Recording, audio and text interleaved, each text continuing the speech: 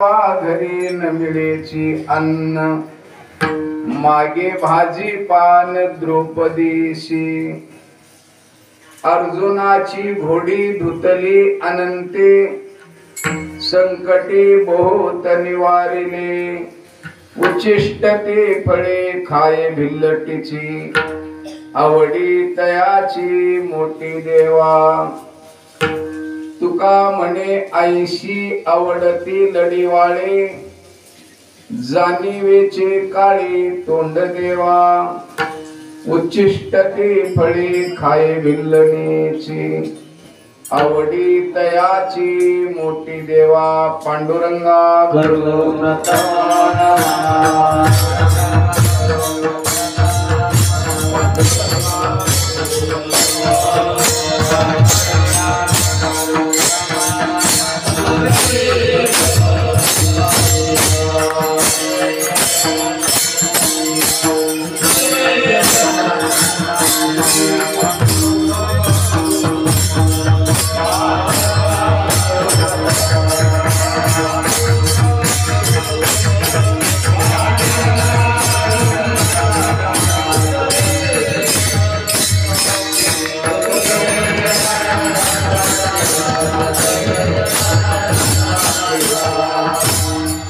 पांडुरंगा करू प्रथम नमन, दुसरे चरण संतांची.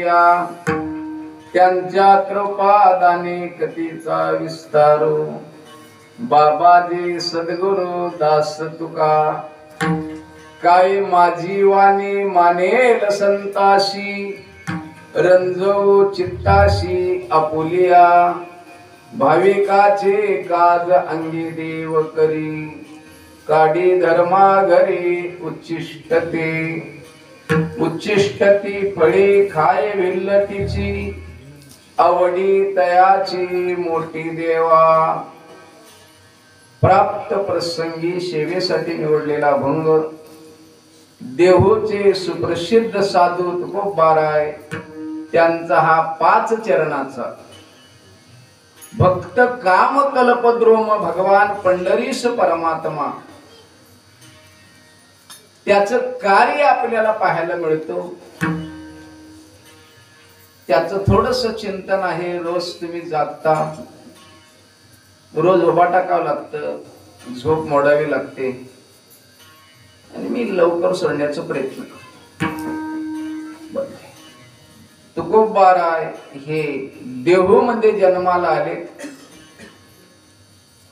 तुकोबाराय ज्या घराण्यात जन्माला आले त्या घराण्याचं नाव आहे मोरे घराणं. तुकोबारायाच्या वडिलांचं नाव आहे बोलोबा, आईचं नाव आहे कनकाई. तुकोबारायाच्या वडील भावाचं नाव आहे सावजी, लहाना भावाचं नाव आहे कानोबा. तुकोबारायाच्या पहिल्या पत्नीचं नाव आहे रुक्मिणी, दुसऱ्या पत्नीचं नाव आहे जिजा, तिला आवडीनं आवली असं म्हणतात. तुकोबारायाचे आई वडील गेले, वडील भाऊ तीर्थयात्रेला निघून परत आले नाही.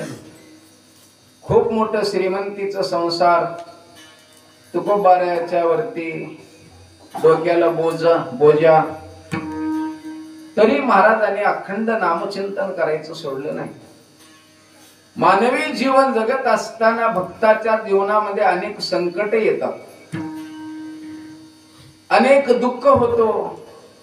सगळ्या प्रापंचिक समस्या सोडवीत जावं लागतं. पण हे सगळं करताना भगवंताला सोडायचं नाही. ध्यानात ठेवून चला. काही जरी झालं तरी पण त्याला सोडायचं नाही. तुका म्हणे तुझा न पडो विसर, दुःखाचे डोंगर झाले तरी. किती डोंगरासारखं दुःख जीवनामध्ये पुढे उभा टाकले येऊन तरी प्रभूचं नामचिंतन सोडायचं नाहीये. महाराज असं अखंड नामचिंतन करतात. आणि तुकोबाराय पहिलं कीर्तन केले पांडुरंगाच्या देवळामध्ये एकादशी दिवशी. आरंभी कीर्तन करी एकादशी, नवते अभ्यासी चित्त आली. महाराज सांगतात, आपलं जीवन चरित्र सांगतात. काय करले लोक आपले भरून घ्या म्हणलास काय कीर्तन, भरून ते घेतात टाकून काढून बी टाकतात, त्याच काय कीर्तन भरून घेणारी बक्कळ, कीर्तन काढून टाकणारी बक्कळ, असं आहे की नाही? त्याचं काही नाही. ते भरून घेतलं म्हणजे आम्हाला खुशी नाही, काढून टाकलं म्हणजे नाराजी नाही. हे आता काळ आहे तसलं. आम्ही जुन्या काळापासून चालत आलेले माणसं, आम्हाला काही वाटत नाही ते असो. तुकोबाराचं जीवन चरित्र सांगताना महाराज सांगतात, तुकोबाराय गोड असं भजन करायला लागले वारकऱ्यासोबत. सगळे वारकरी म्हणून तुकोबारायला म्हणायला लागले, महाराज तुम्ही कीर्तन करावं. महाराज म्हणतात, मी कीर्तन करायच्या लायकीचा नाही. बर काय, मी कुठल्याही तळ असणार लायकीचा नाही, माझं तेवढं मोठा अधिकार नाही. पण वारकऱ्याच्या आग्रहास्तव महाराज एकादशी दिवशी कीर्तनाला थांबले. तुकोबारायला लोकांनी विचारायला की महाराज तुम्ही कीर्तन करायला लागलं, एकादशी दिवशी कीर्तनाला सुरुवात केली, पाठांतर कसं केलं तुम्ही? महाराज म्हणतात, पूर्वपंथीला झालेले काही संत आहेत, ज्ञानोबाराय, नाथराय, अनेक संत होऊन गेले, त्यांचं अक्षर मी जीवापाड प्रेम करून पाठ केलेला आहे. काहीच पाठ केली संताची उत्तरे, विश्वास आदरे करून या. संतांच्या शब्दावर विश्वास ठेवून मी आदरानं शब्द पाठ केलेला आहे. बर, भजन कसं शिकल्या महाराज तुम्ही? पुढे पडणाऱ्याच्या मागे म्हणत होतो मी, पुढे म्हणणाऱ्याची घाई नव्हती मला. मागे म्हणत असताना शुद्ध भावनेनं म्हणत होतो. महाराज सांगतात, पुढे गाती तयाचे धरावे द्रौपद, भावे चित्त शुद्ध करून या. शुद्ध भावनेनं, बर काय, पाठीमागे म्हणत होतो मी. बर, त्याच्यानं मला भजनही आलं. तुकोबारायचं कीर्तन ऐकायला देहू परिसरातले सगळे लोक बैलगाड्या बांधून घेऊन यायचे आणि महाराजाचं कीर्तन ऐकायचं. महाराज उंचीला बुडगे होते, चेहरा गोल होता, पोट थोडं उंच होत, बाराबंदी टाकायची आणि कीर्तनाला थांबायचे. खेड्यातले लोक कीर्तन ऐकायला येऊन कीर्तनाचं आमंत्रण द्यायला लागले, महाराज आमच्या गावाला कीर्तनाला या, महाराज आमच्या गावाला कीर्तनाला या. अशी खेड्यापाड्यातले लोक कीर्तनाला बोलवतात. महाराज खेड्यानं कीर्तन करायला बाहेर प्रगटले. पुढे तुकोबारायचं आजूळ म्हणजे लोहगाव आहे. लोहगावचे लोक जास्त प्रेम दिले महाराजांना, जास्त कीर्तन तुकोबारायचे लोहगावात होत होते. असे कीर्तनाला थांबले. तुमच्यासारखे सद्भाविक कीर्तन ऐकायला येऊन बसले. त्यांच्या अंतःकरणाला एक संशय थोडं त्रास देत होत. शांती राहत नव्हती. त्या संशयामुळे महाराजाच्या कीर्तनात बसून महाराजाला हात जोडले. महाराज बोला बाबा, काय एक लहानसा प्रश्न आहे आमचं, त्याचं उत्तर तुमच्याकडून अपेक्षित आहे महाराज. बरं, सांगा बाबा काय प्रश्न आहे? काय नाही, देवाचे भक्त ओळखण्याची काय खूण आहे आणि देव काय करतो? महाराज म्हणतात, खूप चांगला प्रश्न आहे, तुम्हाला सांगू काय? सांगा. देव काय करतो? नीचाला उंच करतो, उंचाला नीच करतो. राजाला रंक बनवतो, रंकाला राजा बनवतो. असं म्हटलेलं आहे, करशील तरी नोहे काही, राईचा डोंगर पर्वत राई. राई म्हणजे टिक्की, टिक्कीला राई म्हणतात. टिक्की छोटी असते, पण त्या टिक्कीचं डोंगर करतो त्यानं आणि डोंगराची टिक्की बनवतो. बर का, राईचा डोंगर पर्वत राई असा आहे. महाराज हे तरी आम्हाला माहितच आहे, परंतु देव अत्यंत आवडीनं आपण होऊन काय करतो? महाराज म्हणतात, वा तुम्ही चांगलं खोल जाऊन प्रश्न करते, तुम्ही त्याचं उत्तर आहे, सांगा महाराज. महाराज म्हणतात, उगं तोंडी सांगू का लिहून देऊ? लिहूनच सांगू का तोंडी सांगू? ऐकणारे थोडे हुशार होते, ते म्हणायला लागले, व्यवहारात म्हणतात ना, सब बक्का क्या एक लिखा क्या, आहे की नाही? 100 बोललेले नव्हून एक लिहिलेले नव्ह, म्हणून आम्हाला लिहून द्या. बर, हातात कागद पेन घेतात आणि देव काय करतो ह्याचा प्रश्न देतात अभंगाच्या पहिल्याच्या.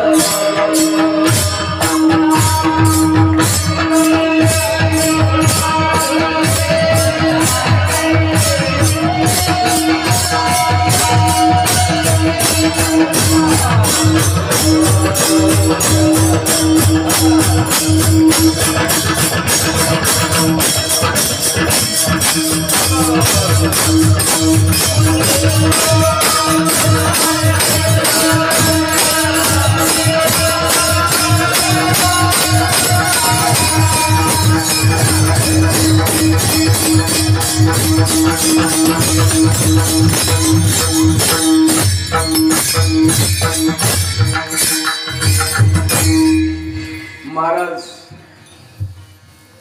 त्यांच्या प्रश्नाचं उत्तर देत असताना हातामध्ये पेन कागद घेऊन आणि लिखाणाच्या द्वारे उत्तर देतात. भगवान काय करतो असं त्यांचा प्रश्न आहे. भगवान परमात्मा ह्या जगाचा मालक आहे. अनंत कोटी ब्रह्मांडाचा राजा प्रभू काय करतो म्हटलं असताना भाविकाचे काम करतो. आलं का लक्ष? करतो म्हणजे कोणाकडून करून घेतो का? नाही, स्वतः होऊन करतो. अंगे देव करी. मग देव अंगानं भाविकाच्या घरचं काम करतो. तर काय काम केलेलं आहे? भाविकाच्या घरचं उष्ट उचललेलं आहे. कोणाचं उचललेलं आहे? कोण भाविक आहेत? असं एखाद्या वेळा प्रश्न केला असताना तुकोबारायाच्या दृष्टीपुढे पांडव हे भाविक दिसत होते. एखाद्या कुटुंबाचा प्रमुख असेल तर त्याचं नाव पुढे येतो. गावामध्ये गावच्या मोखाला कोणी असेल तर त्याचं नाव पुढे येतं. कुटुंब प्रमुखाचं नाव पुढे येतो. पांडव कुटुंबाचा प्रमुख म्हणजे राजा धर्म आहे. धर्मराजाच्या घरी भगवान उष्ट काढतात असं आपल्याला इथं महाराज सांगतात. कोण्या प्रसंगामध्ये उष्ट काढलेले आहेत? असं कोणतं प्रसंग आहे? महाभारतामध्ये एक सुंदर विषय आलेला आहे. नारद मुनी त्रिभुवनामध्ये फिरत होते. फिरत फिरत स्वर्ग लोकातून मृत्यू लोकात यायला लागले. येत असताना यमपुरीच्या बाजूला एक सुंदर असं ठिकाण, तिथं भारत देशाचा राजा सम्राट पंडू पांडवाचे वडील आहेत. नारदाला वाटलं कुरुकुळामध्ये जन्माला आलेला राजा पंडू, त्याला आपण भेटावं. म्हणून नारद पंडू राजापाशी आले. पंडूराज उठले, उभा टाकले, नारदांचं स्वागत केलं, पाया पडले, बसायला आसन दिले. दोघांच्या गप्पा चालल्या, नारदाच्या आणि पंडू राजाच्या. त्या गप्पेमध्ये बरं आहे का राजे? खूप चांगले म्हणले. मला काय नाही, तसं काही अडचण नाही. खायला चांगलं आहे, पियाला चांगलं आहे, लिहायला नेसायला आहे. एखाद्या वेळा कर्मानं गेलं तर फेरपट्टा मारायला इमान आहे. इमानामध्ये फिरून येतो असं मला इथं सुख आहे महाराज. बर, काही तकलीफ काही नाही, पण एक दुःख आहे मला. काय दुःख आहे सांगा? काही नाही. मृत्यू लोकांमध्ये पाप करणाऱ्या लोकाला पुढे नरककुंड आहे, त्या नरकामध्ये बुडवतात. पाप करणारे माणसं हौसानं पाप करतात, पण त्याचा हिसाब देत असताना खूप वाईट वाटतं. हिसाब देताना वाईट वाटतो आणि त्या पापाचा परिणाम दुःख भोगताना ते चिरकतात, आक्रंदतात, रडतात, आरडतात, लाल खांबाला भिडवतात. बर, केव्हा अशी पत्रावर चालवतात, नरकाच्या कुंडामध्ये बुडवतात. ते जीव रडत असताना मला ऐकायला मिळतं, मला पावत नाही, ते मला दुःख होतो. समाजामध्ये 3 लोक आहेत. दुसऱ्याला झालेले दुःख ऐकून पाहून ज्याला आनंदित होतो तो मूर्ख असतो. दुसऱ्याला झालेले दुःख पाहिल्यानंतर ज्याला दुःख वाटतो तो सज्जन असतो. दुसऱ्याला झालेले सुख ऐकून पाहून ज्याला आनंदित असतो तो साधू असतो. बर, दुसऱ्याचं दुःख पाहून ज्याला राहत नाही तो तळमळतो, दुःखी होतो तो सज्जन. दुसऱ्याला झालेले दुःख पाहून आनंदित होतो तो मूर्ख पापी. आणि दुसऱ्याला झालेले सुख ऐकून पाहून ज्याने सुखी होतो तो साधू आहे. तुका म्हणे सुख परावे या सुखे अमृत हे मुखे सर्वतशी. बरं असं आहे. म्हणून मला ते दुःख पाहत नाही महाराज. पण वर जावं तर माझ्याकडे वर जाण्याचं पुण्य नाही. माझ्या पुण्याचं तिकीट इथपर्यंतच होत. मला वर जाता येत नाही हो. नारद म्हणतात त्याच्यासाठी काय करावं लागते? एक काम करावं लागते. कोण करत? माझे मुलं बरी आहेत का? पांडव खूप चांगले सुखी आहेत. माझे मुलं जर माझ्या प्रीत्यार्थ राजस्व यज्ञ केले, त्या यज्ञाचं पुण्य प्रौढांश माझ्यासाठी सोडले आणि त्या पुण्याच्या जोरा मला वर जाता येईल. मग तुम्ही माझी मुलं चांगली असतील त्यांना सांगा राजस्व यज्ञ करायला, ते माझ्या प्रीत्यार्थ. नारद ऐकले. एवढं निरोप घेऊन मृत्यू लोकात आले. हस्तिनापूरला गेले. 5 पांडव अंगणामध्ये खुर्च्या घालून मस्तपैकी बसले होते बोलत एकूण एकाला. तेवढ्यात नारद आले. 5ही भाऊ उठून उभा टाकले. नारदाचं स्वागत केलं. बसायला आसन दिले. पूजा केली. आणि 5 जण नम्रतेने म्हणतात महाराज काय सेवा करावी महाराज तुम्ही तुमची? आम्ही लेकरा बाळातले आहोत महर्षी. आम्ही संसारातले आहोत. तुम्ही आमच्या इथं आलात, आम्हाला सेवा घडू दे, काय करावं सांग. नारद म्हणतात मी सेवा घ्यायला आलो नाही, मग मी निरोप सांगायला आलो. काय निरोप आहे महाराज? काय नाही, तुमचे वडील पंडुराज मला भेटले होते. त्यांनी सांगितलं की माझे मुलं चांगले असतील तर त्याला माझ्यासाठी राजस्व यज्ञ कर म्हणावं आणि पुण्याचा संकल्प माझ्या नावावर सोडाय म्हणून सांगा. असं निरोप आहे. पंडुराज वर गेलेत, मुलं खाली आहेत. काय आदर आहे महाराज? बाबा काम सांगले का मला? बाबा आमचे काम सांगले? हो.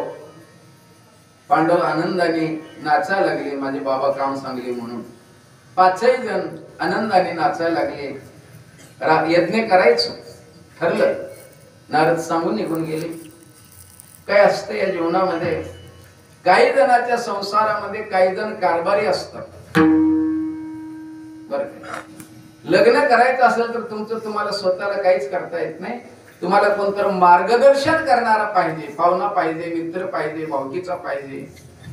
तस पांडवाला मार्गदर्शन करणारे म्हणजे जगाचे मालक भगवान श्रीकृष्ण. श्रीकृष्णाला पत्रिका देऊन बोलून घेतले. भगवान आले. कस का बोलवले? काही नाही, बाबा सांगितले तर राजस्व यज्ञ करायला, आणि कसं करावं ते आम्हाला कळत नाही, तुम्ही सांगा. त्यावेळेला देव म्हणतात यज्ञ करायचं म्हटल्यानंतर त्याच्यासाठी संपत्ती लागते. आता तुम्ही सप्ताह करायचं ठरवलं, त्याच्यासाठी त्याला काय लागते? निधी लागते. लागते की नाही? पैसा लागतो. संसारालाही पैसा लागतो, परमार्थालाही पैसा लागतो. संसाराचा पैसा निष्फळ जात आणि परमार्थातला पैसा फळ देतो. सगळे गावाला एकत्रित होऊन आपल्या गावात पट्टी किती होती आणि कोणाला बोलवायचं, कोण्या कीर्तनकाराला बोलवायचं, कोण महाराज किती बजेटवर बसते हे तुम्हाला माहित आहे. कोण गायक, कोण वादक, कोण वाचक, कोण सूचक. आता इथं तर काय नाही, येण्यामध्ये सगळे घरचेच आहोत. काय लागते तुम्हाला माहित आहे? गौरी पुत्र गजानन काय तर लागत काय लागत नाही. गाणाऱ्याला काय लागत नाही, घरचेच. वाजवणाऱ्याला काय लागत नाही, कीर्तनकाराला काही लागत नाही. अर्ध कुटुंब तुमचं भजनातलं गावातलंच आहे की नाही? पोती सांगणारे बी गावातले जास्त गौरी पुत्र गजानन तुमचे काढू की नाही हार तुमचे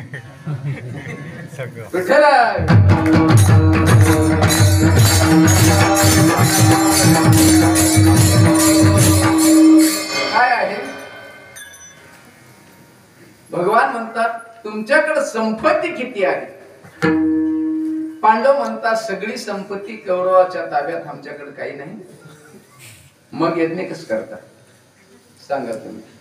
एवढं म्हटलं असताना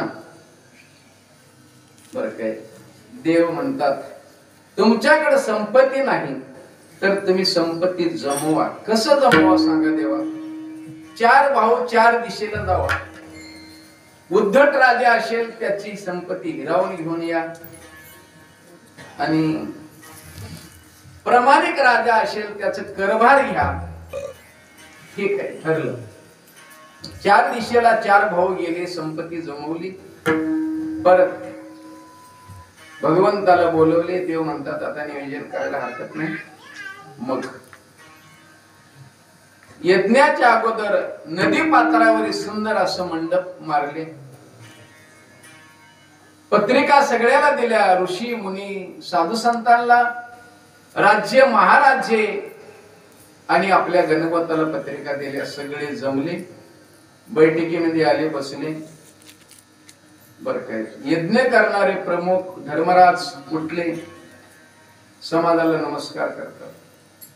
तुम्ही पांडव कुटुंबावर प्रेम करणारे आमचं आमंत्रण स्वीकारलं आणि वेळ काढून तुम्ही आमच्या घरी आलात, मी तुमचा आभारी आहे. मी का बोलवलं त्याचं कारण असं आहे, मला राजसूय यज्ञ करायचंय वडिलाच्या आज्ञेनं, आणि त्या यज्ञाला तुम्ही सगळे मदत करायची. सप्ताह यज्ञ म्हटल्यानंतर त्याला अध्यक्ष, उपाध्यक्ष, कोषाध्यक्ष हे लागतं. बर, म्हणून आजच्या सभेचे अध्यक्ष श्रीकृष्ण राहतील, आणि त्यांच्या म्हणण्याप्रमाणे आपण सगळे ऐकायचे. ठीक आहे. खाली बसले होते बरेच लोक. एकाची निवड झाली की दुसऱ्याच्या पोटामध्ये जळ जळ जळ करते. ते मागूनच आले, आता नाही. एकाला चांगलं म्हणलं की दुसऱ्याला वाईट. काय वाटतंय देव जाणे, मला कळत नाही. असं कृष्णाला सन्मान दिल्यानंतर खाली शकुनी बसलेला आहे. चैत्य कुळातले मागध देशीचे राजे जरासंध आहे. शिशुपाळ वक्रदंत आहे, आणि ते गुरुपच होत सगळं एका ठिकाणी बसलेले. चिमट्या घेऊन आले. बघा एवढा मोठा राजा दुर्योधन, त्याला कवडीचं मान नाही हो, आणि अध्यक्ष निवडले. बघा कसलं अध्यक्ष केले होईल.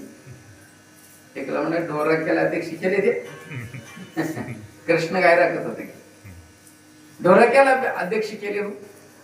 दुसरा म्हणला ढोराकी असल्या नसला, नंबर 1 चा गुंड आहे, गुंड. काय केलं यानं, अनेक घरी जाऊन चोऱ्या केला, चोराला कारभार यायच्या घरी. तिसरा म्हणला गाय राखतो, चोरी करतो नाही, अनेक लयाचे काम आहेत ते सांगायला येणार. काय काय केलं यानं. नंबर 1 चा परदारा करणार आहे, आणि त्याला ह्या पांडवाच्या घरी सन्मान नव्हते. कोणी मोठमोठे राज्य काय निवड करतात माणसं, काही कळणं बोललाले. त्याने काय बोलल्या भगवंताला काय कळत नाही, सांगत नाही. देवाला कळालंय. सगळी झुकून माझ्याबद्दल आहे. देव उठले, सगळ्या सभेला नमस्कार केले. देव म्हणतात पांडवाने मला मोठेपणा दिलं, हे पांडवाच्या मनाचा मोठेपणा आहे, पण पांडव मोठेपणा दे एवढा मी मोठा नाही. कोण म्हणले बघ, कोण म्हणले. पॅम्पलेट मध्ये नाव नाही गेल्यावर आपण त्या सप्त्याला जाईना जाते का. बघ सप्ताह आहे म्हणून येडे माणसाला सांगते तुम्ही मंदिरावर, अहो सप्ताह फलाना गावात लय मस्त महाराज एवढे आहेत, आम्हाला जर राहतं नसेल असं असं नाही. मला पॅम्पलेट नाव का म्हणते ते. राहू दे आम्ही वाचवा देखील वाटत ना आम्हाला, आमचं एवढं मन खराब आहे. काय सांगतो भगवान सगळं जाणून घेतले. देव म्हणतात मी एवढा मोठा नाही. का नाही. 3 गोष्टी मला करता येत नाही. तुम्हालाही सांगून जातो. आज्ञा करायची नाही, करतो म्हणून उराला हात लावून प्रतिज्ञा करायची नाही, काम सांगितलं तर अवज्ञा करायची नाही. ऐकून घ्या. आपण सगळी बसलोत आलोत, गावातली सगळी चांगली मंडळी आहेत. तुम्ही कीर्तन झाल्यावर एखाद्याला म्हणलं पाणी हे करतो, लगेच पोर बसलेले असतात. अरे पाणी आणलं महाराज, पाणी मागतं. ते पोरग जर पटकेना जाऊन पाणी आणलं, सांगणाऱ्याची इज्जत लाखामध्ये वाढते. आणि पाणी आण म्हणल्या रोखून बघलं असं डोळे काढून, त्यावेळेला सांगणाऱ्याला मरण आलं तर बरं वाटते. एवढा अपमान होतो बरं काय. म्हणून कोणाला काम सांगायचं नाही, आज्ञा करायची नाही. दुसरं सांगतो, करतो म्हणून उराला हात लावायचं नाही. ऐक, आपल्या तुमच्या आमच्या मनाचं मोडायला गावातले लई लोक असतात. दुसरं काय राहिलं, त्याच चलून देऊ नये असं राहते काही जणांच्या मनात. दुसरं सांगू, तुम्ही जर करतो म्हणून पाय पुढे उचलल्या, तुमच्या विरोधात तुमची बायकोच फार भरती घरातच हो. आपल्या मनाचं मोडणारे लाख लोक आहेत. देवाचं कोणी मोडत नाही. आले देवाजीच्या मना ते कोणाचेच आले ना, तुमचं आमचं. म्हणून उराला हात लावायचं नाही करतो म्हणून. मी नेहमी सांगतो, ऐकता आपण का लावायचं नाही, त्याचं कारण आहे. मृत्यू लोकातल्या मानवाकडे 4 दोष आहेत म्हणते, तुमच्या आमच्याकडे. कोणते कोणते दोष आहेत? तुमचं आमचं पहिलं दोष, या मानवाचं आयुष्य कमी आहे.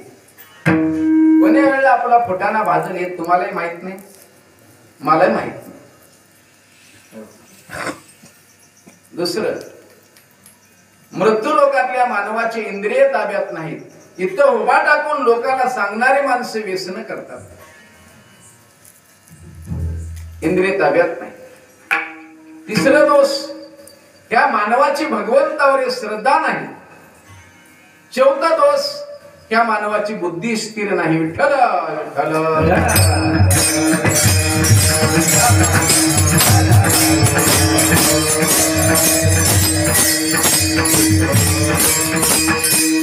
काय आहे? प्रतिज्ञा करायची नाही. आणि दुसरं सांगतो, आपल्याला एखाद्या लेकरानं काम सांगलं, नो म्हणायचं नाही. लेकरू जरी काम सांगितलं, गरीब माणूस जरी काम सांगितलं, हो बिलकुल करतो बेटा म्हणायचं. अवज्ञा करायची नाही. देव म्हणतो, मी एवढा मोठा नाही लोकांना आज्ञा करून सांगायसारखं, आणि मी एवढा मोठा नाही वराला हात लावून करायसारखं. मी एकच करतो, कोणी मला काम सांगितलं तर मी काम करतो, आणि माझ्या इच्छेनं मी काम करतो. काय करते तुम्ही काम करतो म्हटल्यानंतर ह्यांनी बसलेले म्हणाले, पारड बदलले कशी, आता कसं बोलायला म्हणावं. एका शब्दावर अनेक संशय घेणारे माणसं बसलेली असतात. हो, चाललंय हेच. देव म्हणायला लागले,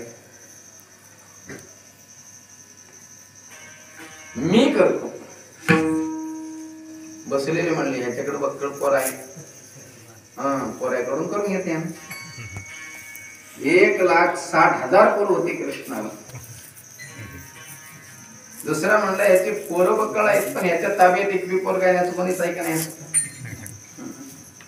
असं त्याचं कोणतं पोर गायचं मला. दुसरा म्हणाला, बायकाला यायचे, बायकाकडून करून घेईल. 16,108 बायका आहेत. तिसरा म्हणला, इज्जतवान आहे, बायाला काम लावून आहे. काही माणसं गावामध्ये असे असतात, बायको आणावं तेव्हा ह्यानं खाव, अजिबात काम करणार महाराज. उग्ग लोकांचं बोलत बसायचं. त्याचे एवढे झाले सोयाबीन, त्याचे काय माती झालं नाही, त्याला भाव लागलं, त्याला लागलं नाही. त्याची तूर काहीच कामात राहील नाही. त्याचं कापूस गेलं, त्याची पोरगी इकडे गेली, त्याचं पोरग तिकडे गेलं. तुझं काय चाललंय बघ की तू बघ ना. आणि बायको घेऊन आले की खाऊन आराम बिड्या वडत, तिच्यात त्याच्यातली बिड्या घेऊन बसतात वडत. बस असं असे बिड्यापके गाव आहेत महाराज काम करणार ते. पण इज्जतवान जे माणूस आहे त्यांना आपल्या बायकोला घरच्या बाहेर काढतो. आपण जीव घाण ठेवतो, कष्ट करतो, पण बायकोला काम लावत नाही. भगवान इज्जतवान आहे, बायाला काम लावणार. हे जर संशय असं चाललं त्यावेळेला देव म्हणतात मी कोणाकडून काम करून घेत नाही, कोणाला काम सांगत नाही, माझ्यावर हक्क असल्यामुळे मी काम करतो. सगळे म्हणले काय करते म्हणून. बरेच जागी महाराज गाव माणसं असतात, तिकडे कोण कोण सैरे आल्या त्याला पता राहते पाहून फलाने पाठी ठेवल्या. मग याच्यानं मस्त कपडे इस्त्री करून टाईट ठेवून टाकतो, थोडं तेल लावून बाल काढतो, थोडं पट्टा ओढतो. त्यांनी तिकडून बाजा वाजत मंदिरापाशी आले, त्याने घरून बाहेर पडतो. राम राम सगळ्याच्या पुढे राम राम राम राम. वा वा हाव कसं तरी गावात. हा घरचंच काम आहे वगैरे, कार्यक्रम आमचा आहे. रात्री बसलो होतो, आता मी सकाळपासून इथंच आहो. त्यानं आताच आलाय, पण बोलते कसं बघा. बरं बरं, मग व्यवस्था करावं लागते. काय व्यवस्था करते ना, सोयरे धायरे जेवून उठले की सुपारीचा डब्बा घेऊन उभा टाकते, सोप घ्या म्हणून. आणि त्या घरमाला का अरे 2-4 ब्रिस्टल आणते, डब्बे आण असं जमणार. मग काही ब्रिस्टल फोडून टाकून मोकळं करून ठेवते. नंबर 1, 2, 3 डब्या खिशामध्ये घालून उभा टाकते. पहिले त्या काळात गावामध्ये पोरं झालं की घर जवळ असले ते काय करायचे, लड्डू घ्या म्हणून पळत जायचं, तुरटी घरी टाकून देऊ. असे माणसं काही गाव राहतात मला. त्याने काय करते काम, देव म्हणतात पांडवाच्या इथं साधुसंत जेवण उठल्यानंतर त्याचं जे उष्ट आहे ते मी स्वतः उचलतो. कोण म्हणले, भगवान म्हणतायत महाराज. काडी धर्मा घरी उच्चिष्ट ते, पांडवाच्या घरचं उष्ट उचलतो. एवढंच नाही तर भगवान परमात्मा भक्ताचं उष्ट खातो. हे सांगतात अभंगाच्या दुसऱ्याच्या.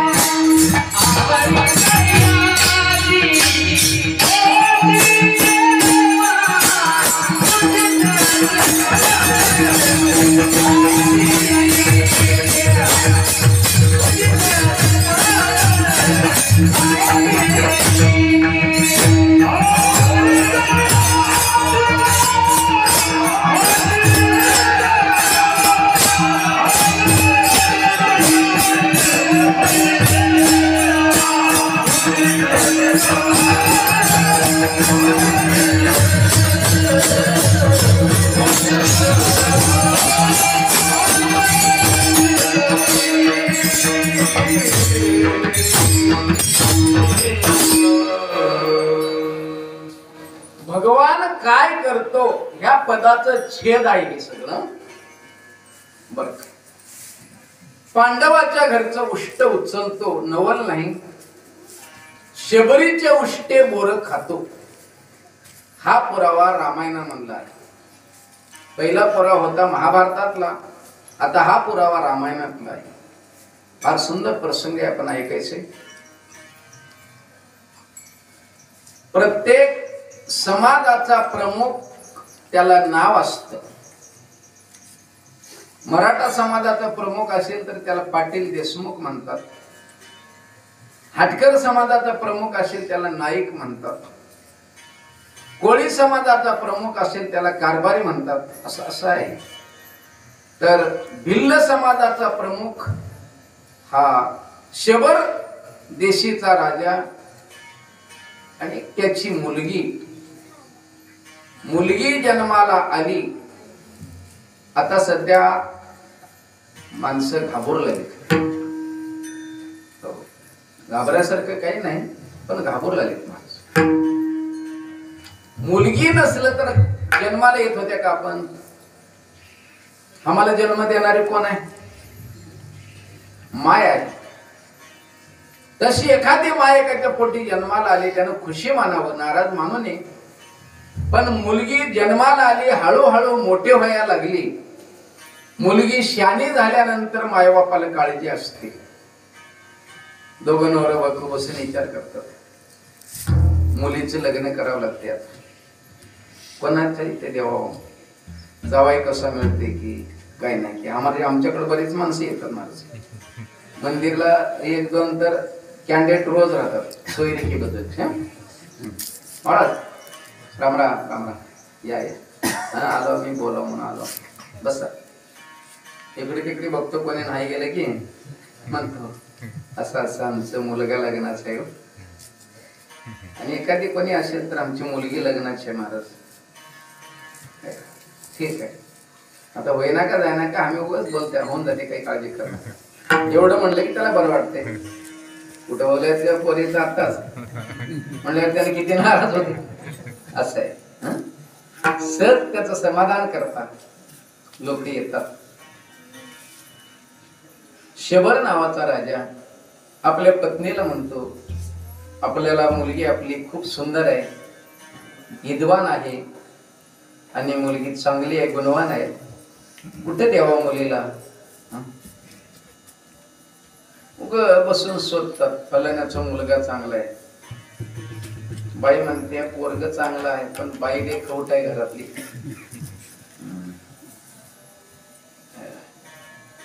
एक बाई, आता आम्हाला खेळाने फिरताना की नाही, एक कब्बर चाला 2 घंटे 1 घंटा बसावं लागते, बसावं लागते. त्याने सांगलेले ऐकावं लागते. घरी बोलणे त्यात चहा कब्बर पाहिजे त्यात.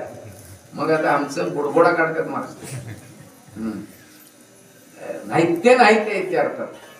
एक बाई म्हणली, बघा महाराज, मला 1 मुलगा आहे, 3 मुली आहेत. बरं वा चांगलं आहे. 3ही मुलाचे लग्न केलं नाही. माझ्या पोऱ्याचं नशीब असं, 3घीला बी सासा नाही. बरं झालं, खूप चांगलं आहे, तुम्हाला काय अडचण नाही. आता काही नाही महाराज, आमच्या पोऱ्याला तकलीफच काही नाही. आणि प्रत्येक जावाई माझ्या पोरीची आज्ञेत आहे. त्यांनीच आणत्या, त्यांनीच नेत्या. एक अडचण आहे महाराज, काय सांगा? काय सांगा? काही नाही. मला एक मुलगा आहे, त्याची सोयरीकच काही नाही गेली बघा. आलेले सोयरी चालल्यात. का बरं चालले असतील महाराज? एक काय कारण तेवढं मोठं नाही, एक थोडं कारण आहे. येणारे म्हणलेल्या सासू नाही ते घरी देवा म्हणलेल्या. तुम्ही घरात सासू आहो, कोण देते?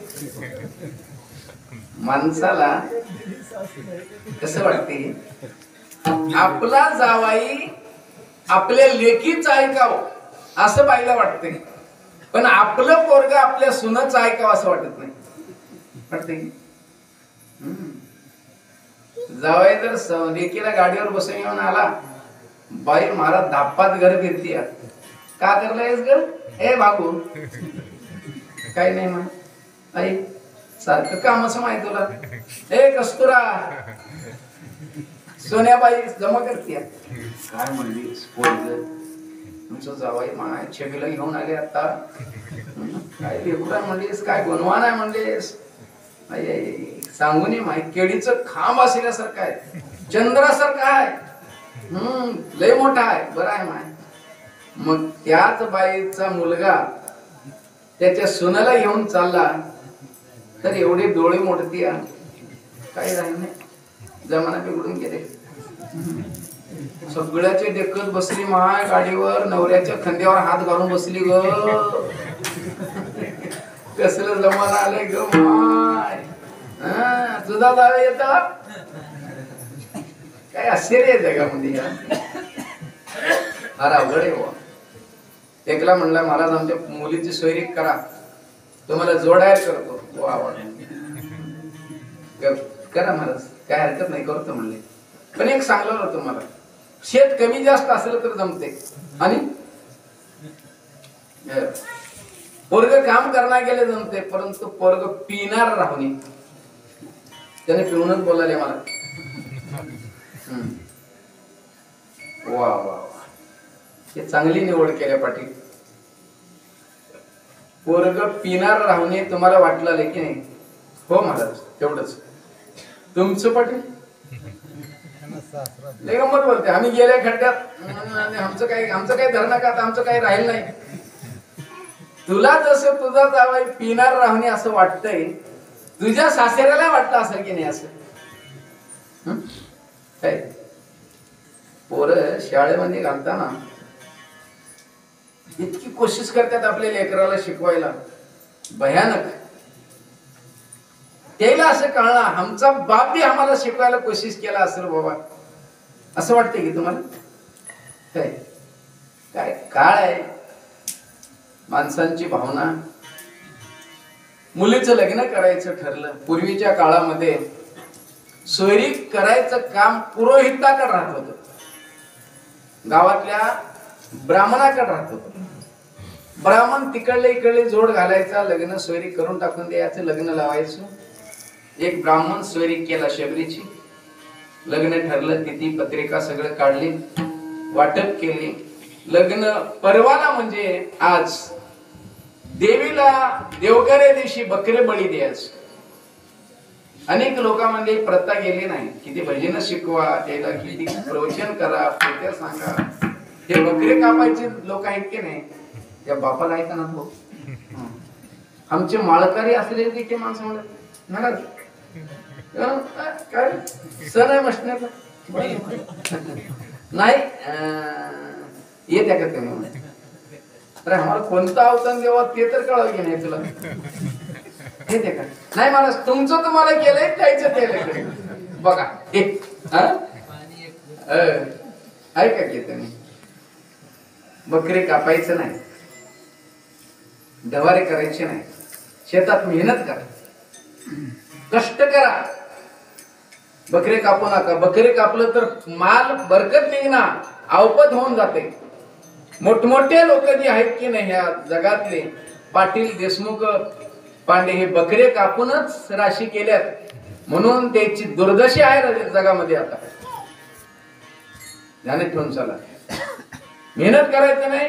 कोणतर माणूस खाणार सांग, मालक तुमच्या होळाला म्हैशी आहे जी तर व्यवहार करा. कोणाचा जीव काढते ते मी नाही कारण. बरं त्या काळामध्ये मोठ्या लोकांना पैसे घेऊन आणायचं नव्हतं, धनगराच्या कळपातली बकरी घेऊन यायची, आवाज करायचा धनगर. का बरं? ह्याला रोज ह्या शेताला जावं लागते. असं डवारे करायचे नाहीत, कंदोरे करायचे नाहीत, सण करायचे नाहीत, मशनेचे जीव काढायचं नाही कोणाच. ध्यानात ठेवून चला. काढलं तर चांगलं होत नाही, हे परमेश्वर बघते सगळ्याला. ऐकून घ्या.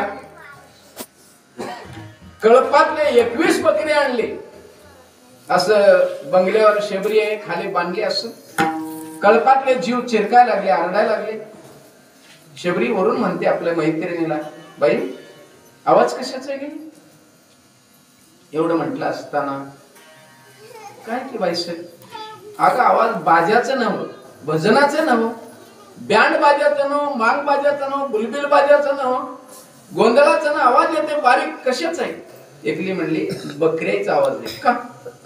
तुमचे उद्या देवकार्य आहेत, देवकार्यासाठी तुमच्या बाबानं बकरे देवीला बळी द्यायला आणलेले आहे. बस शेबरी शांत राहिली, 5 मिनिटे विचार केली. आपल्या शुभ मुहूर्तार्थ दुसऱ्याचे जीव जात असत, आपण लग्न करायचं. मग तिने लगेच एका मैत्रिणीला पाठवलं, आईला मनोवर. आई आली वरे. आई कामा काही नाही ग, तुला काय दागिने नाहीत बाई, तुला साडी चांगली नाही, सगळं आहे. मग का म्हणतेस? बाबानं ते बकरी आणलेले आहेत ने मला उद्या देवघराला कापायला. हो म्हणले आणले. मग बाबाला सांगा ते करू नको म्हणून, बकरे कापू नको म्हणावं. आई राणी म्हणते, माझी ताकद आहे का राजा पुढे उभा टाकून बोलायची? बाई तुला माहित आहे ते घाग माणूस आहे, मी काही सांगू शकत नाही. मैत्रिणी म्हणतात आम्ही जाऊ शकत नाही राजा पुढे. मुलगी धैर्यवान होती, ती म्हणली पप्पालाही म्हणा वरी. शेवट राजाला सांगतो तुम्हाला वरी बोलवतात बाईसाहेब. राजा धावून आला. राजा म्हटला माझ्या लेकराला कोणती दागिने कमी आहेत का, साडी चांगली नाही का, तिचे कोणती मैत्रिणी मी विसरले का, काय माझं लेकरू मला बोलवतो. राजा वर गेला. गेल्यानंतर मुलगी उठली, पाया पडली बाबाच्या. बापाला बसवली पलंगावरील, आपण बाजूला उभा टाकली, हात जोडली. का बोलवले माहिती तुम्हाला शबरी? काही नाही पप्पा, ते बकरी तुम्ही आणलात. हो माय आणला. कशासाठी आणलात? उद्या देवीला बळी द्यायच्या देवकार्याची. बाबा तुम्हाला विनंती आहे माझी, बकरे कापू नका बाबा. बाबा जीव हत्या करू नका बाबा. गीतेचं ब्रीद वाक्य आहे पप्पा, जीव हत्या पाप आहे. माझ्या सुख मुहूर्तावर तुम्ही बकरे कापलात तर बाबा माझं येल मांडवाला जाईल का, माझा संसार सुखाचा होईल का बाबा? राजा रागानं पाहायला लागला, डोळे काढायला लागला. आणि राजा म्हणतो माझ्या घरची परंपरा आहे, मला बकरी कापावं लागते. बाई बाबा बकरे कापायचं असेल तर माझं लग्न करू नका, आणि लग्न करायचं असेल तर बकरे कापू नका. एवढा ऐकल्यावर राजा म्हणायला लागला बकरेही कापतो लग्नही करतो, चल. रागा रागानं उठून गेला खाली. रात्रीचे 11 वाजले, सगळे लोक जेवून झोपले, शांत आहेत. शबरी विचार करते, कथा कीर्तन प्रवचन ऐकलेली मुलगी होती. ती म्हणते माणसाचा जन्म पुन्हा नाही आता, एकच वेळा. तुमची आमची भेटी इथंच आता. एखादी माणूस आपल्या गावात गेला तर आपल्याला भेटेल का? किती लाख रुपये दिले तर भेटतो सांगा? नाहीये. इथंच तुमच्या आमची भेटी होतात. म्हणून चांगलं वागायचं आहे, एकूण एकाला प्रेमानं पाहायचं, प्रेमानं जीवन जगायचं. थोडे दिवस तुमच्या आमची इथं. शबरी म्हणते चला. त्या संसाराला लात मारली, पलंगावरून आपल्या बंगल्यावरून सरळ खाली आली. नवरी केलेली हळद अंगाला, नवीन साडी अंगावर, काकणे हिरवी लिहिलेली होती. 12 कोस निघून गेली. रात्री एका गुप्त झाडावर जाऊन बसली. सकाळी उठले, कोणी सडा घालतो, कोणी सारवण, कोणी रांगोळ्या, कोणी आंघोळ करतो, कोणी कपडे घेतो. बाजा वाजा लागलेला आहे. राजा म्हणला 9 वाजलेत, नवरीला घेऊन या, देवीच्या दर्शनाला जायचं. माणसं गेले, बंगल्यावर कोणीच नाही. नाही म्हणून कोण सांगावं राजाला? आलेला माणूस परतून बाजूला निघून चालला. काही माणसं अशी असतात, कोणाची पर्वा करणार. का झालं रे, नवरी काय ना खाले? एवढं म्हटल्यावर एकला म्हणला राजेसाहेब नवरी नाही वरी. कोणी शेजाऱ्याच्या घरी बी नाही, गावात नाही. किती मोठा अपमान राजाचा. सोयरे दायरे जमवलेत, मोठमोठे सोयरे घरला आलेत, नवरीच नाही म्हटल्यावर खूप वाईट वाटायला लागलं राजाला. बघा शोधा, चारीकडे शोधा लागली. त्या झाडाच्या वरे मुलगी आहे, खालून घोडे पळायला लागले. शबरी तसंच बसली. रात्र झाली, उतरली. 12 कोस निघाली वनाला. जातीया कोणी नाही, शरीर स्त्रीच आहे, भय असतो. महाराज चालली. जाता जाता जाता ऋषीमुख पर्वताच्या पायथ्याला मातंग नावाचे ऋषी आश्रम टाकून बसले होते. सगळे विद्यार्थी घेऊन ते वेद पाठशाळा शिकवित होते, वेद अध्ययन करून घेत होते. त्यावेळेला मुलगी दुरून पाहते. पहिलेच्या काळात झाडी जास्त होती, गाव ओळखत नव्हतं, म्हणून गावाच्या वर एखाद्या झाडाला हिरवं भगवी पताक बांधायची. ती पताक पाहून इथे गाव आहे असं लोकांना वाटायचं. ऋषीच्या आश्रमावर पताक होती. शबरी दुरून पाहिली, इथं कोणीतरी आहे. निघाली, ती जवळ गेली. दुरून पाहत्या तरुण मुलं आहेत वेद अभ्यास करायला. महात्मा आहे, ऋषी आहे, मातंग. शबरी विचार करते, मी जर ह्या लोकांमध्ये गेलो तर माझ्यावर संशय येतील हे लोक, कारण माझं शरीर स्त्रीचं आहे, इथं तरुण मुलं आहेत, काय करायचं म्हणून तिथून बाजूला सरकली. एक 5 किलोमीटर अंतरावर गुप्त झाडीमध्ये बसायला लागली. पहाटे 3 वाजता उठायची, झाडू घ्यायची आणि ऋषीच्या आश्रमापर्यंत, कारण पहाटे 4 वाजता मातंग ऋषी पंपा सरोवराला स्नानाला येत होते. पंपा सरोवर, सरोवर म्हणजे तळ्याला म्हणतो बरं का. मग झाडायची, गाईचं शेण सागवण्याच्या पाण्याचा द्रोणामध्ये कालवायचं पाणी घेऊन ऋषीच्या आश्रमापुढे सडा टाकायची. शिरगोळ्याचे खडे घेऊन कुटून त्याची रांगोळी करायची. ऋषी आश्रमाच्या दारापुढे रांगोळी घालायची. 2 सुंदर असं फुलं कमळाची दारापाशी ठेवून पाया पडून निघून जायची. असं होता होता होता होता 12 वर्ष सेवा केली. तिचे एक तप झालं. ते तप झालं, ऋषीच्या डोक्यात आलं की माझी कोण सेवा करत असेल. ऋषी उठले एके दिवशी, सगळ्या शिष्याला बोलवले, बसा रे. बसले. मी सनानाला जायचा रस्ता कोण झाडतंय रे बाबा? पोरं म्हणले माहित नाही आम्हाला. तू रे? नाही सर. तू रे? नाही महाराज. नाही नाही नाही. कोण झाडतं ते? इथं रांगोळी कोण घालतो, सडा कोण घालतं, कोण सेवा करते? हे मुलं म्हणले आम्ही करत नाही. ऋषी म्हणतात कोण करते त्याला पकडा. बरं, सगळे ज्याच्या त्याच्या गुंफेमध्ये पोरं जागी आहेत मुलं. शबरी प्रमाणे उठली, झाडत गेली, सडा टाकली, रांगोळी टाकली. 2 फुलं रांगोळीवर ठेवून नमस्कार केली आणि बाहेर समोर आली. एक सांगतो, बापाच्या घरून जाताना अंगावर एकच साडी होती. काट्या कुप्पाने येताना ती साडी फाटली. शास्त्र असं आहे, अंगावर कपडे नसले तर ईश्वराला आवडत नाही. ध्यानात ठेवून चला. रात्रीला जर अंगावर कपडे नसले तर चंद्राला आवडत नाही. दिवसा जर अंगावर कपडे नसतील तर सूर्याला आवडत नाही. म्हणून नग्न राहायचं नाही. आता काही काही बरेच माणसं बेंगलोरला, मुंबईला जाऊन आम्हाला सांगतात, गेल्या लॉजवर गेल्या, नंबर 1 लॉज, हायफाय लॉज, आंघोळ केल्या. कसं केल्या? चड्डी काढून ठेवल्या बाजूला. काय मूर्ख माणसं आहे ते. नग्न आंघोळ करतात काही असे लोक आहेत. ते बाहेर पांढरे कपडे घालून फिरतात, मोठे म्हणून फिरवतात, पैशावान असतात, पण आचार नसते. मूर्ख माणसं इकडे. ध्यानात ठेवून चला.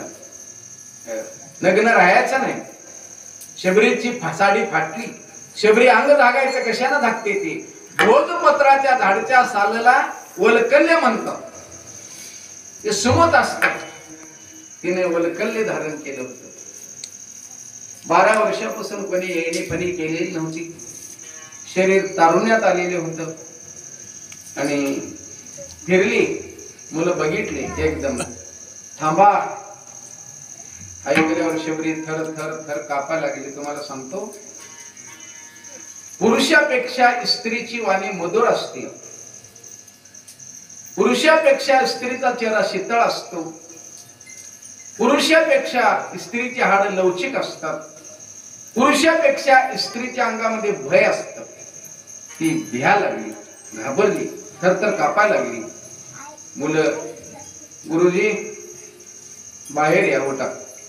मातंग विभूती लावलेले, जटा वळलेली आहे. रुद्राक्ष धारण केलेले आहे, हातामध्ये दंड आणि कमंडलू आहे. बाहेर आल्या आल्या ऋषीला पाहिली मुलगी, पाहिल्या पाहिल्या साष्टांग हे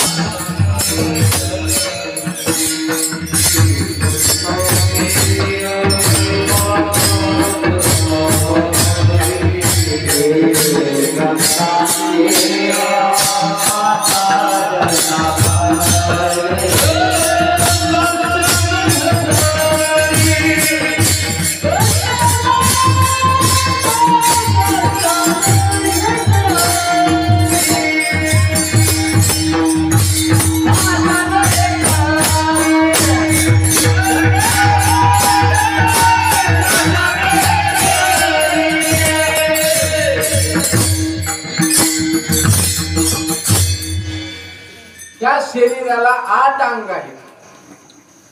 8 अंग जमिनीला टाकून पाया पडले त्याला साष्टांग म्हणतात. साष्टांग नमस्कार ह्याला म्हणतात.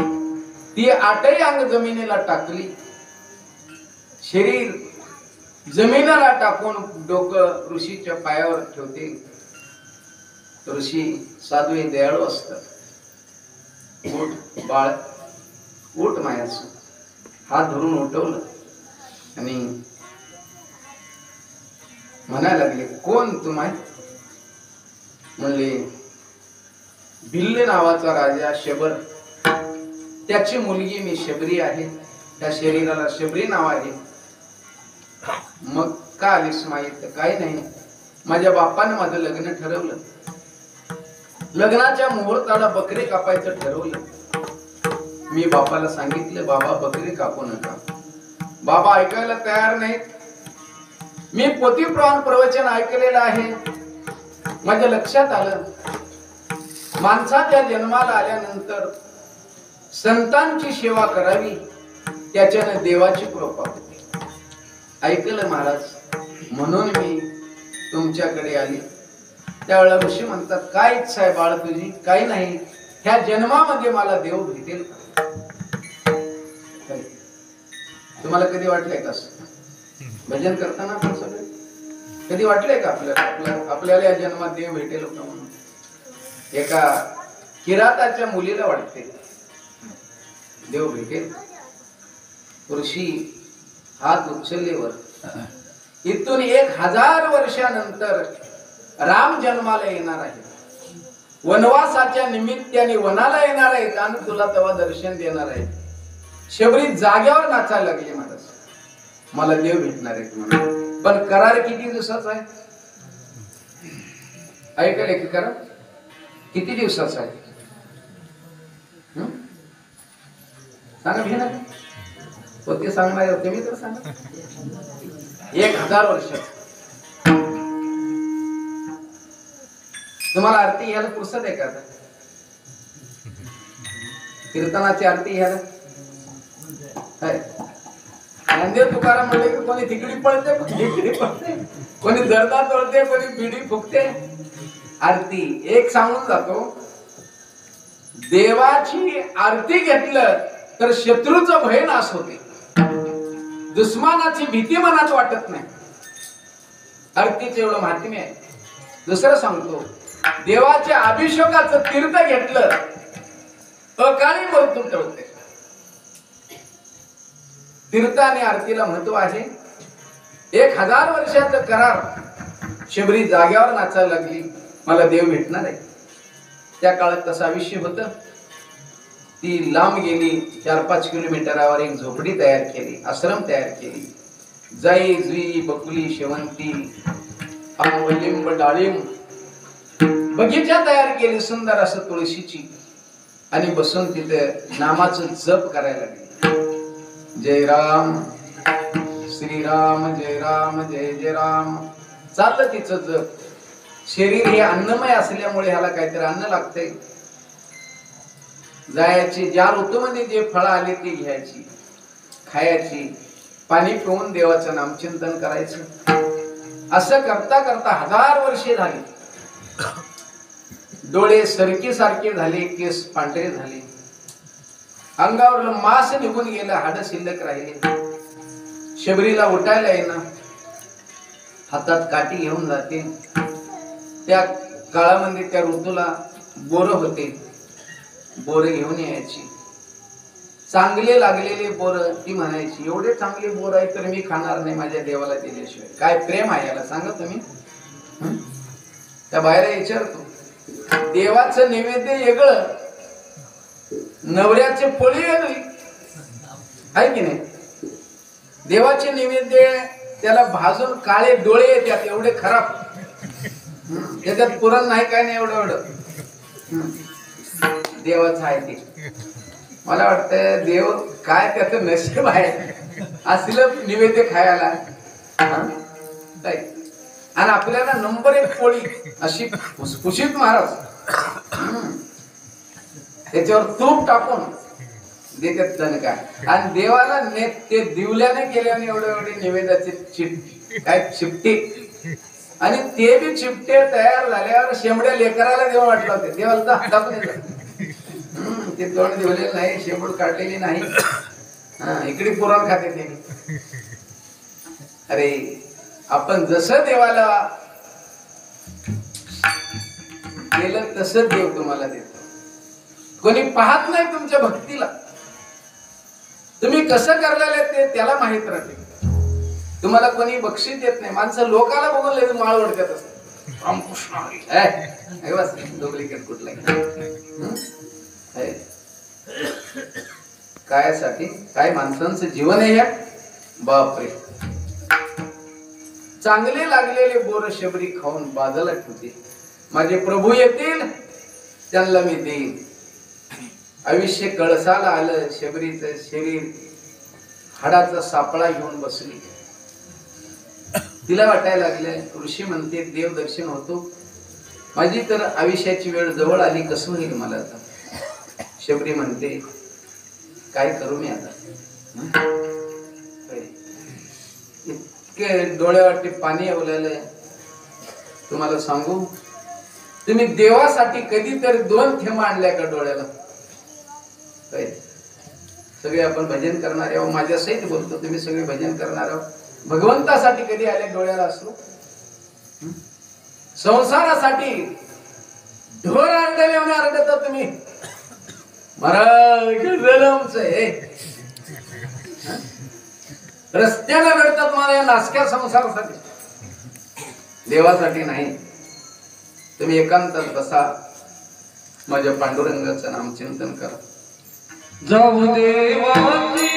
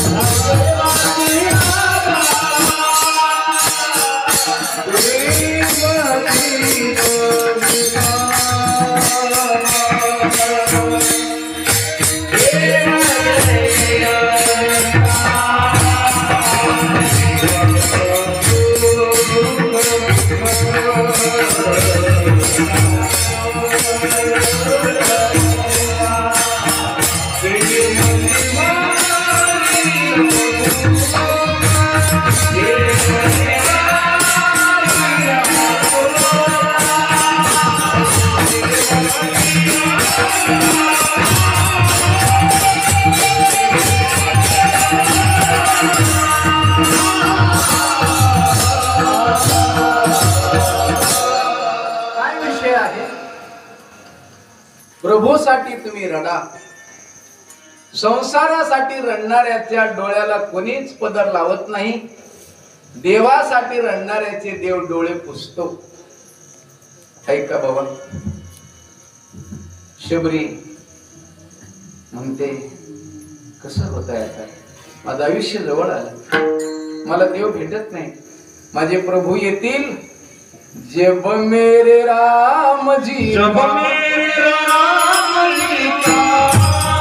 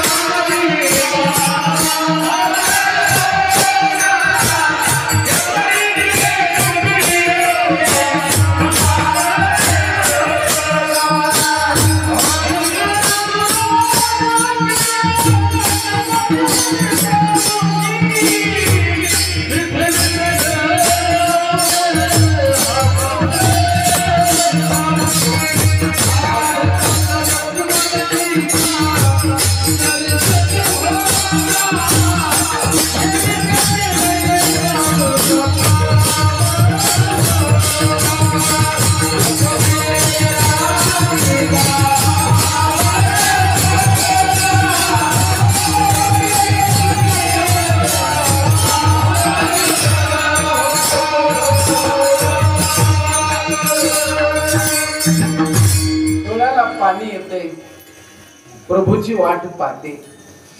ती म्हणते माझे भगवान येतील. आल्यानंतर मी सुंदर असं गवताचं आसन तयार केलं त्याला बसायला. जब मेरे राम जी का आवन होगा, शबरी के कुटियों का पावन होगा. माझी झोपडी पवित्र होऊन जाईल. भगवान येतील. माझ्या हाताने तोडलेले सुंदर असे बोर गोड आहेत, मी त्याला मिठे मिठे बेर अपने हाथों से खिलाऊंगी. बेर चारिता येत आणि महान भगवत भक्त महात्मा संघ आहे, त्याचं दर्शन होईल. 7 लक्ष्मण जी का दर्शन होगा असं म्हणत बसलेले आहे. 4 वाजताची वेळ आहे, संध्याकाळची. सुंदर असं वातावरण वनातलं. शबरी प्रभूचं नामचिंतन. तिच्या डोळ्यावरती अश्रू जातात. शबरी राम राम राम राम. शरीर थकल्यामुळे आवाज कमी व्हायला लागला. ती रामाचं चिंतन करते. म्हातारी बसलेली आहे. त्यावेळेला भगवान वनवासाच्या निमित्ताने वनात आले आणि शबरीच्या आश्रमाकडे निघालेली आहे. लक्ष्मण म्हणताना तिकडे वाट नाही हो, पुढे चालले. मागे ये म्हणजे गेले. पाहिलं प्रभूने. रामरायला वाटायला लागलं कोण कुठं बसून माझी भक्ती करतं हे मला देखील माहित नाही. कोण्या झोपडीमध्ये हरिपाठ होतो, कोण्या झोपडीमध्ये काकडा होतो, कोण्या झोपडीमध्ये ज्ञानेश्वरी वाचवतो, कोण्या झोपडीमध्ये गाथा वाचवतात. कित्येक लोक हैदराबाद निजामाबादला वाचायला गेले. आमचे वारकरी पोट हातात धरून, किरायाचं झोपडी आहे तिथंच एका डब्यामध्ये तुळस लावतात, मोडक्या पवऱ्यामध्ये तुळस लावतात, असं अडकून ठेवतात. झोपडीच्या बाजूला एक पाटा असं लावून त्याच्यावर ज्ञानेश्वरी ठेवतात, गाथा ठेवतात. तिथंच त्याचं पूजेचं गंध असतंय आणि त्या झोपडीमध्ये सुंदर असं ज्ञानेश्वरी वाचवतात, हरिपाठ करतात, काकडा करतात. प्रभूला वाटायला लागलं माझ्यासाठी कोण कुठं भक्ती करते मला माहित नाही. भगवान म्हणतात काय म्हातारी आहे. जवळ येऊन 5 मिनिटं पाहतात. डोळे पाण्यानं भरून आलेत. शरीर थकलेलं आहे, आवाज निघत नाही. त्यावेळेला ती म्हणते राम राम राम असं चालला आवाज. भगवान जवळ गेले, तिच्या डोक्यावर हात असं ठेवलं. शबरी शबरी शबरी म्हणते 1000 वर्षापासून इथं मी आहे. माझं नाव घेऊन आतापर्यंत कोणी बोललं नाही. कोण असेल ते? प्रभू म्हणतात शबरी अगं शबरी मी आहे ग, तुला भेटायला आलो शबरी. भगवान तोंडातले शब्द इतके मधुर काढतात शबरीला बोलताना. शबरी अगं शबरी मी आलो शबरी, मी तुला भेटायला आलो शबरी. शबरी बोल ग मला. शबरी म्हणते राजा कोण आहेस तू? एवढं म्हटल्यावर भगवान म्हणतात मी राम आहे. राम शब्द ऐकल्यावर असं बसून पडलेले शरीर तडकिना खडी झाली. भगवान किती दिवस झाले रे तुझी वाट पाहतो देवा. खळखळा पाणी चाललं डोळ्यातून. रामरायाला मिठी मारली. रामरायही त्यावेळेला असणार म्हणले शबरीला मिठी मारली. 2 तास कोणी कोणाला सोडत नाही.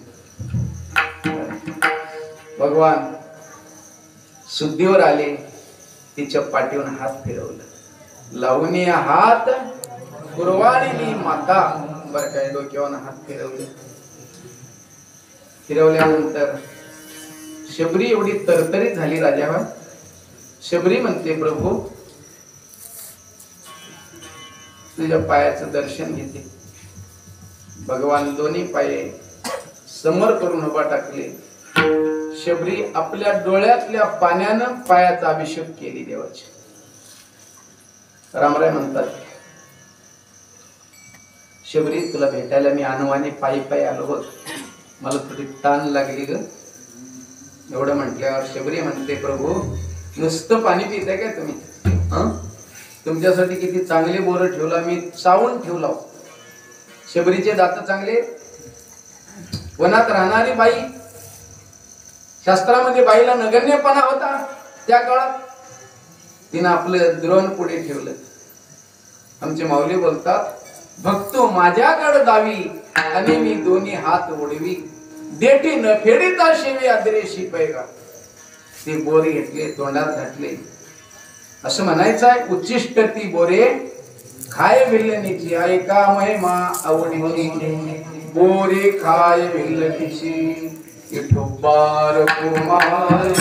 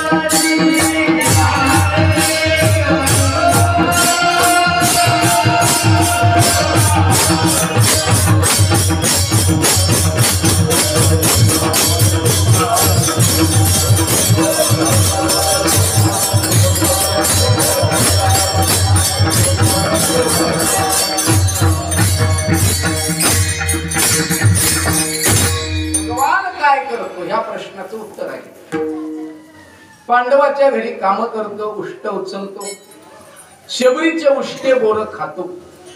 त्याच्याही पुढे पांडव पत्नी द्रौपदी हिच भाजीचं पान मागून खातो, हे सांगतात अभंगाचे.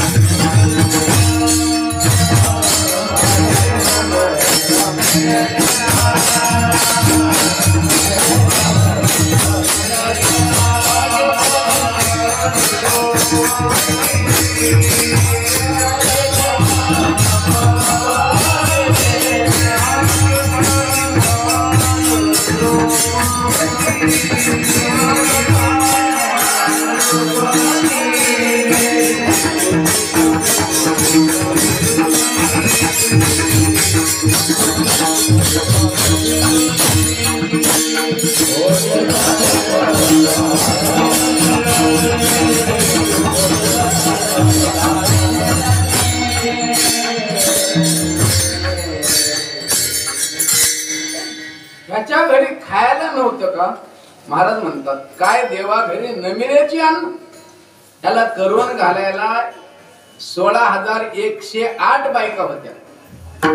माझ्याकडे तुझ्याकडे म्हणत होते ह्याला, परंतु ह्यानं द्रौपदीचं भाजीच पान मागून खाल्लेलं आहे. कोण्या प्रसंगात खाल्लं? असं कोणतं प्रसंग आहे? महाभारतात एक प्रसंग आहे. पुणे एके दिवशी दुर्वास नावाचे ऋषी हस्तिनापूरमध्ये आले. 10,000 शिष्य घेऊन गल्लीने फिरायला लागले. मी चातुर्मास करणार आहे, माझी चातुर्मासाची सेवा कोणी घेता का? मोठमोठे उद्योगपती होते, पण कोणी पुढे येणार. दुर्वास असे होते महाराज, आंघोळ पूजा करून जेवायला बसल्यावर 60 खंडी अन्न खात होते. किती किती खात होते? सप्त्यामध्ये 2-3 पोळ्या जास्त खाणारा महाराज आला की नाही. पोळ्या तर करतात ना आपल्याकडे.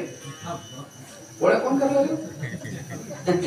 गोड करत्या महाराजाला म्हणून ते शिरा आवाज बसून टाकली. गोड करत्या महाराजाला खीर, पोळ्या.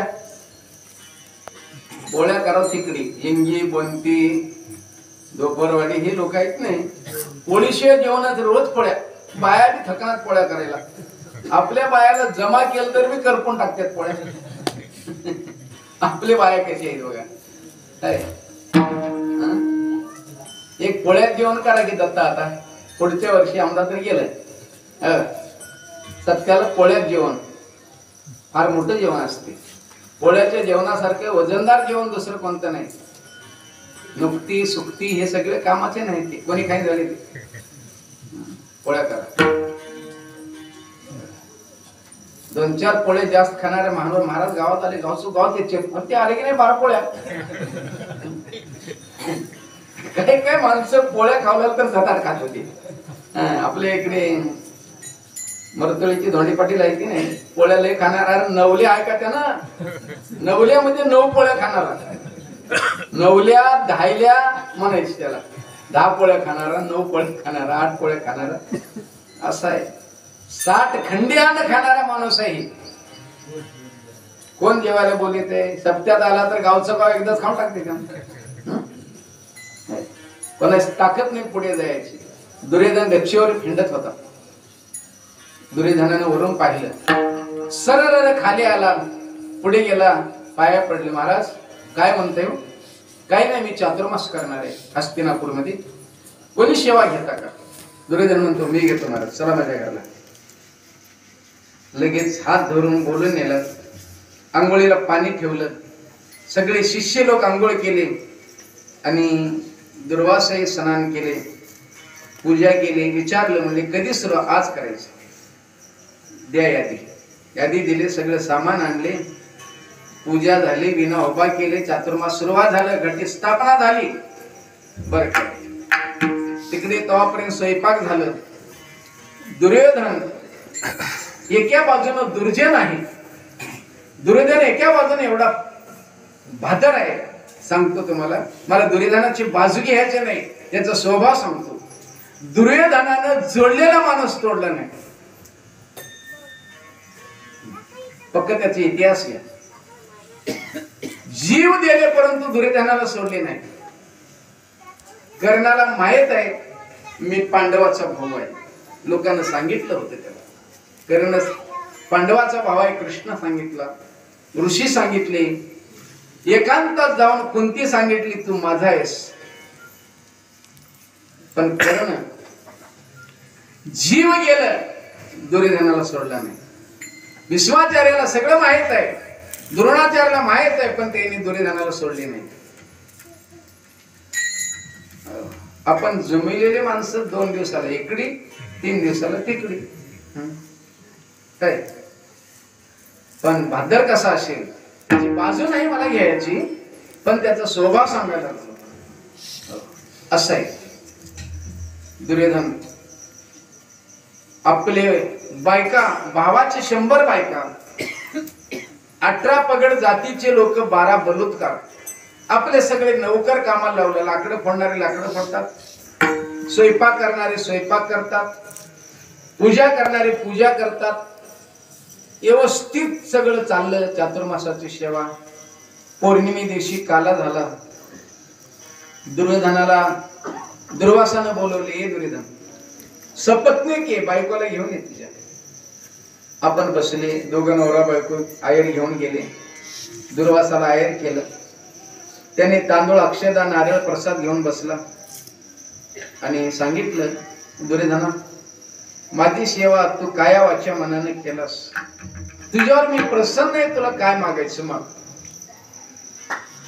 एवढं म्हटलं असताना दुर्योधनाच्या दृष्टीपुढे पांडवाचं वाटोळ व्हावं एवढंच होत. काय दुर्बुद्धी आहे असं त्याने म्हणलं, महाराज देता काय? हो देतो. मग त्या दिवशी जर दुर्योधन इंद्राचं पद मागितलं तर दुर्वास देत होते. पण ह्याने काय मागते? देता? हो. हातावर हात मारा. मारलं. महाराज एक द्या. सांगा. पांडव वनामध्ये आहे. पांडव द्वैत वनात आहे. रात्रीच्या 12 वाजता त्याला जेवायला मागा. दिले तर आशीर्वाद द्या, नाही दिलं तर शाप द्या. एवढंच एवढंच. 10,000 शिष्य घेतले, उठले. हार हार महादेव, पार्वते पते शिवहार शिवहार. चालले वनाला. जात असताना रात्र पौर्णिमेचे चंद्राचं सुंदर असं प्रकाश. इकडे 5 पांडव, आईसाहेब, द्रौपदी, ऋषी मुनी होते. त्या थालीमध्ये सूर्यानं दिलेली थाली, पांडव वनवासात असताना सूर्य नारायण त्याला प्रसन्न होऊन खाया पियाचे वस्ता म्हणून एक थाली दिली मोठी. सांगितलं तुम्हाला जे अन्न लागतंय ते अन्न ह्या थालीमधून बाहेर येतो. पूजा करून पाया पडा, इच्छा करा तेवढा अन्न येतं बाहेर. त्या थालीत असलेले अन्न ऋषी मुनीला वाढली, पांडवाला वाढली. आपण थोडे घेऊन जेवण केले. 5 पांडव आणि द्रौपदी बसून भगवंताचं नामचिंतन केले. तुम्हाला सांगतो, तुम्हाला चांगलं व्हावं असं वाटत असेल, जीवन चांगलं जगावं असं वाटत असेल, संध्याकाळी या. आपली बायको, आपले सोना लेकर घेवा. 1 तासभर भगवंताचं नामचिंतन करा. टाळ पकवाजच लावून भजन करावं असं नाही. बसून सुंदर असं एखादी हरिपाठ म्हणा. आपल्या घरात जे आहे ते जेवण करा. जेवण करून झोपताला देवाला म्हणा, प्रभू 2 गोष्टी सांगतो, ऐकून घ्या तुम्ही. झोपताना देवाला विसरायचं नाही, उठल्यानंतर मरणाला विसरायचं नाही. 2 गोष्टी विसरू नका. 1 मरणाला विसरू नका, दुसरं देवाला विसरू नका. फक्त ध्यानात घेऊन चला. पर सगळे चिंतन करून पांडव इकडे झोपले, इकडे आईसाहेब, द्रौपदी आहेत. रात्रीचे 12 वाजले. दुर्वास 10,000 शिष्य घेऊन आले. हार हार महादेव, पार्वते पते शिवहार, शिवहार शिवहार. एकदम आवाज गेला कानावर. थोडी झोप लागली होती. धर्मराज उठले, बाहेर आले.